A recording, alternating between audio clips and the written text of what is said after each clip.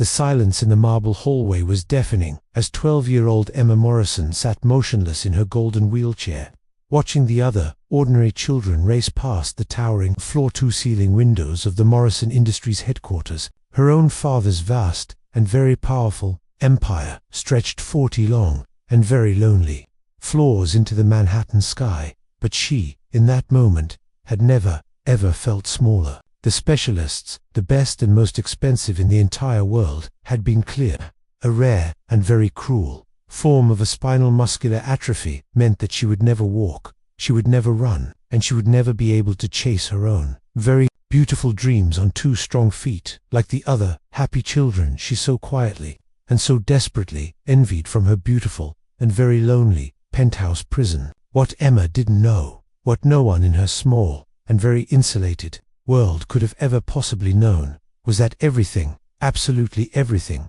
was about to change. Thanks to a man who earned a minimum wage, and to his small and very brilliant son, a boy who saw the possibility of a miracle where everyone else saw only an impossibility. Before we dive deeper into this incredible story of hope, of friendship, and of the profound and very beautiful power of a quiet and very unexpected human connection, please take a moment to like this video, subscribe to our channel, Dark Truth Files, and share this story. Your support helps us to share more of these emotional and very uplifting stories that truly matter. Marcus Chen had been invisible for 3 long and very silent years. At 5 a.m. sharp, every single morning, he would badge into the magnificent and very intimidating Morrison Industries tower with his worn canvas duffel bag, and he would disappear into the quiet and very forgotten world of the service elevators, while the other, more important executives, in their $1,000 tailored suits,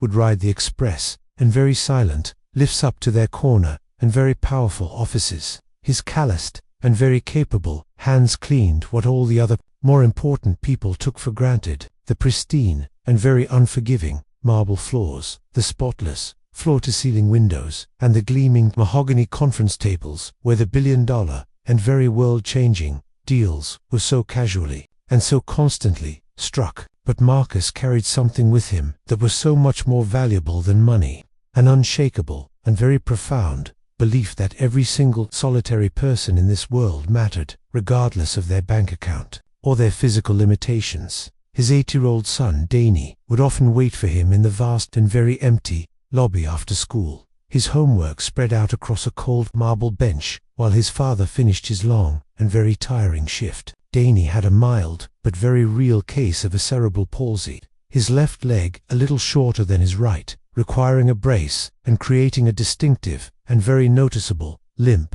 But what Dany lacked in a perfect and very easy mobility, he more than made up for with an enormous and very beautiful heart and the sharp and very brilliant mind of an engineer, a mind that was constantly and with a great and very real and very beautiful passion, puzzling over how to make the world a more accessible and a more compassionate place. Something in his genuine and very unapologetic enthusiasm had cracked the thick and very high wall that Emma had so carefully and so defensively built around her own very fragile heart. From that day forward, their after-school meetings became a sacred and very secret ritual. Emma would finish her long and very lonely tutoring sessions, and she would find Dany in the vast and very empty lobby, or by their usual quiet spot by the 42nd floor windows, always ready with a new set of ideas, or with a series of brilliant and very thoughtful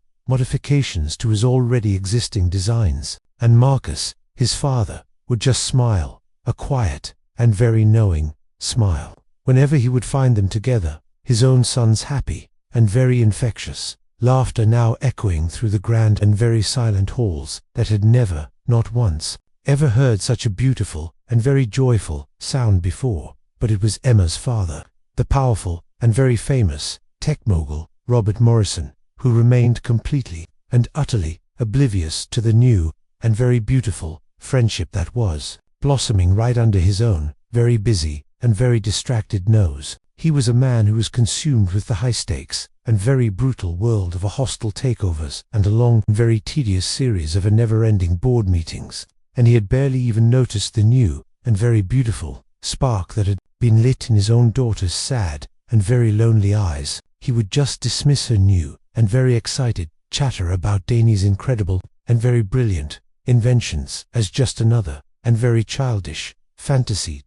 Everything changed on the night that Emma fell. Marcus was working late, buffing the gleaming marble floors on the executive level, when he had heard the crash, a loud and very ugly and very final sound that had come from inside Robert Morrison's own very dark and very silent office. He had found Emma on the floor, beside her overturned, and now very useless, golden wheelchair, her own small and very fragile hand reaching so desperately for the emergency medication that had scattered like a handful of a bright and very cruel confetti all across the thick and very expensive Persian carpet. Her father was in Tokyo, her nurses were off duty for the night, and the building's main security team was making their usual and very slow rounds on the lower and much less important floors. Without a single solitary moment of a hesitation, Marcus had gathered up the precious and very life-saving medication, and he had helped Emma so gently and with a father's own very innate tenderness back into her chair, and he had stayed with her for a long and very quiet and very comforting hour until her own very ragged breathing had finally, and with a great and very welcome relief, stabilized, as the color had begun to return to her pale and now very exhausted cheeks. Emma had whispered, "Please, please don't tell my father. He will just hire more and even stricter nurses, and I will never, ever get to see Dany again." Marcus had just nodded, understanding so much more than she could ever possibly have realized. Sometimes, the most important and most beautiful things in our lives happen when the important people aren't watching. That weekend, Marcus and Dany had worked tirelessly in their own small and very cluttered Queen's apartment, transforming Dany's brilliant and very beautiful notebook sketches into a new and very real reality, using the salvaged and very forgotten materials from the local and very abandoned construction sites and the old and very discarded parts from a series of broken and very useless household appliances. They had built something completely and utterly unprecedented, a supportive and very innovative walking frame, a frame that could bear Emma's own very light weight,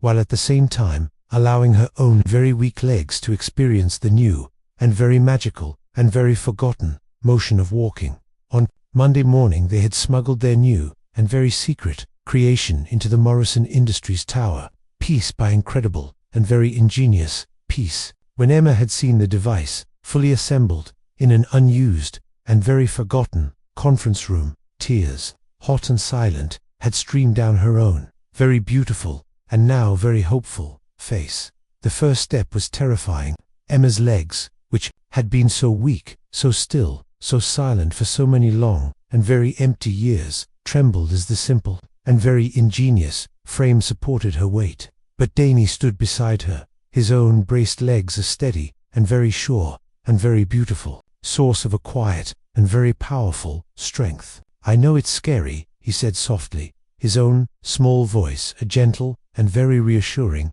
sound, "but being brave, it isn't about not being afraid. Being brave is about trying anyway, inch by inch, step by trembling and very miraculous step." Emma Morrison, the girl who had been told she would never walk again, walked the cold, hard and very unforgiving marble floors of her father's empire, the floors that had always been a barrier, a constant and very painful reminder of all the places she could never go, now became a pathway to a new and very beautiful and very real possibility. Dany cheered with her every single solitary movement. Marcus steadied the frame with his gentle and very strong hands, and Emma, for the very first time since her diagnosis, discovered that her legs, while they were weak, they still remembered how to dream of a movement. They practiced in secret for weeks. Emma's physical strength grew, her emotional confidence bloomed, and for the very first time since her diagnosis, she began to believe,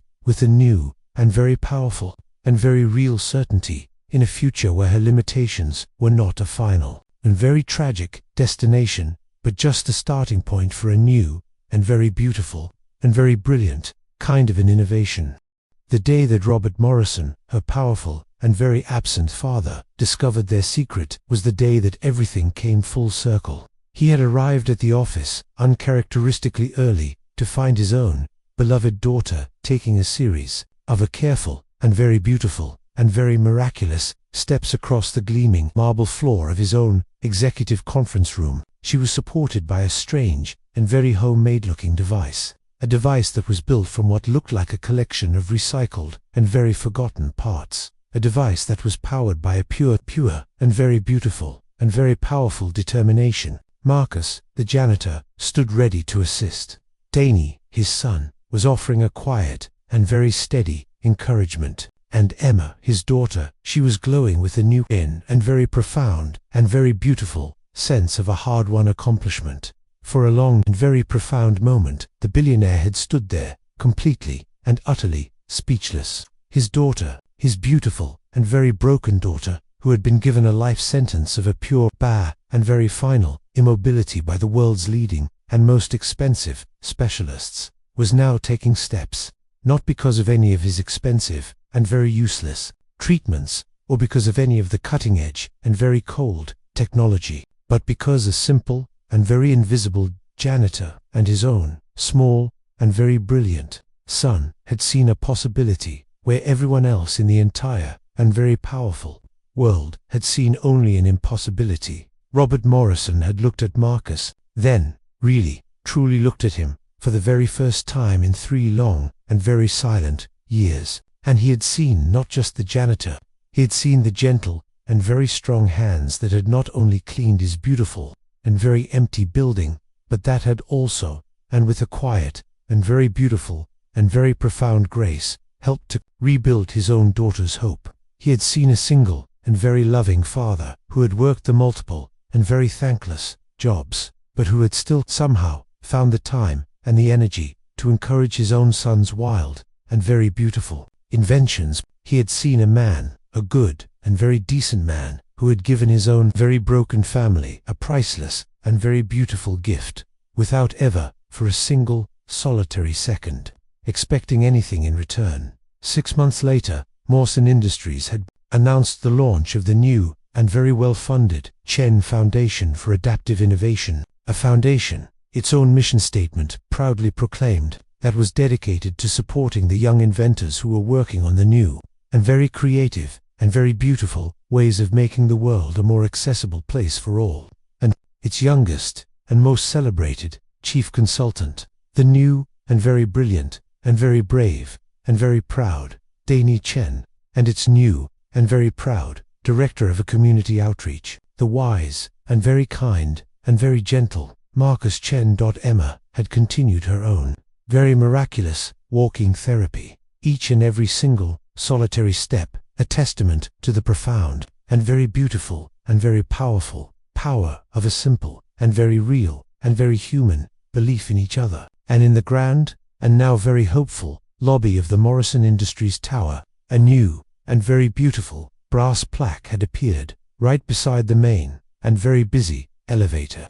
Miracles, it read, happen when we choose to see the ability instead of the disability, and the possibility instead of the limitations. Dany Chen, the small and very brilliant and very brave little boy, had taught a billionaire's lonely and very forgotten daughter how to walk. But more importantly, so much more importantly, he had taught her very powerful and very blind father how to see, how to really and truly see the extraordinary and very beautiful potential that exists in all the ordinary and very forgotten people who refuse, with a quiet and very powerful and very beautiful defiance, to ever accept that our dreams are impossible. Sometimes the smallest and most insignificant of steps can lead to the greatest and most beautiful of journeys, and sometimes the most profound and most lasting of changes come from the most unlikely and most beautiful of friendships. In a world that is so often and so completely obsessed with a person's wealth and with their status,